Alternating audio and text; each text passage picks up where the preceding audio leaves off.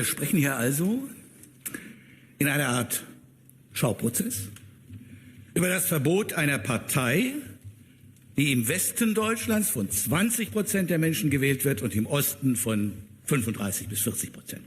Wir reden über das Ende der Demokratie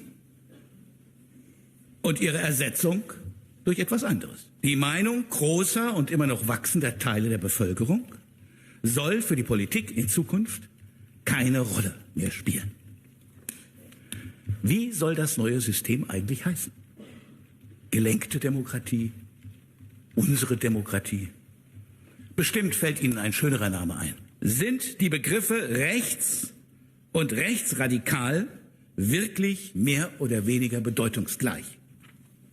Ich frage das, weil beide Begriffe in den linken Debattenräumen meist wie Synonyme verwendet werden. Kampf gegen rechts. So soll also ein Kampf für die Demokratie heißen. Es ist ein Kampf gegen die Demokratie. Rechts und links sind seit 1789 die beiden Grundrichtungen aller demokratischen Staaten. Rechte lehnen ein sozialistisches Wirtschaftssystem ab. Sie verteidigen das Unternehmertum.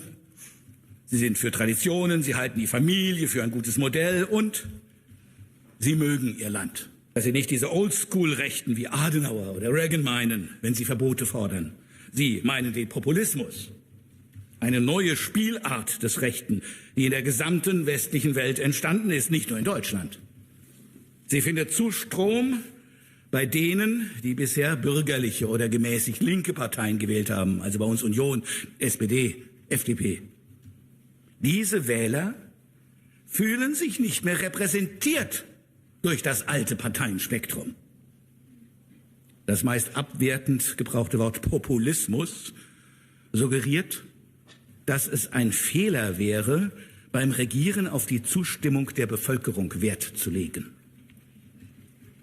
Genau diese Idee, alle Macht muss durch den Willen der Mehrheit gerechtfertigt sein, ist aber nun mal die Grundlage unserer Verfassung.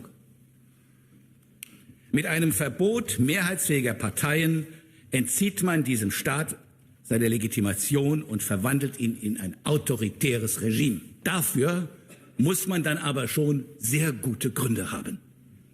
Man muss es mit einem Gegner zu tun haben, der selber die Demokratie abschaffen will. Man muss sich in einer Notwehrsituation befinden.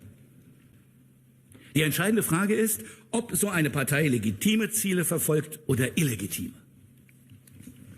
Es geht also nicht darum, ob Sie oder ich diese Ziele für richtig halten. Illegitime Ziele wären zum Beispiel die Beseitigung der Meinungsfreiheit, der Entzug von Grundrechten für Teile der Bevölkerung oder aber das Verbot von Parteien, die von den Regierenden als störend empfunden werden. Ein illegitimes Ziel ist also genau das Ziel, das Sie mit einem Verbot verfolgen. Man kann mit der Begründung, man verteidige die Demokratie nämlich auch abschaffen. Tatsächlich war diese Begründung, wir retten die Demokratie, historisch gesehen eine der beliebtesten bei denen, die sie abgeschafft haben. Sie müssen sich also gegen ihr Naturell damit abfinden, dass es in einem freien Land mit freien Wahlen nicht immer so läuft, wie Sie es möchten. Falls Sie das überfordert, liegt das Problem bei Ihnen und nicht bei denen, die anders denken als Sie. Wenn Sie wollen, dass die AfD verboten wird, müssen Sie nachweisen, dass diese Partei das Land in ein anderes System überführen möchte. Zum Beispiel, indem sie alle Parteien ausschaltet, die nicht das Weltbild der AfD teilen. Also ich wiederhole mich, indem sie ungefähr das tut, was einige von Ihnen gern möchten. Aber von einer Verbotsforderung der AfD gegen die politische Konkurrenz ist bisher nichts bekannt. Es genügt für ein Verbot keineswegs, dass einzelne Parteimitglieder rechtsextremen Bullshit von sich geben. Der Nachweis dessen ist leicht zu führen. Ich nehme an, davon wird man hier in den nächsten Tagen noch eine Menge hören. Wer alle rechten Nazis nennt, nur weil sie keine Linken sind, ist wirklich ein historischer Analphabet. Aber das wäre verzeihlich. Unbildung ist ja kein Verbrechen. Ihnen werfe ich vor, dass Sie wissen, was Sie tun. Sie wissen, dass Sie nicht das Vierte Reich verhindern, sondern dass Sie lediglich Ihre politische Konkurrenz ausschalten möchten.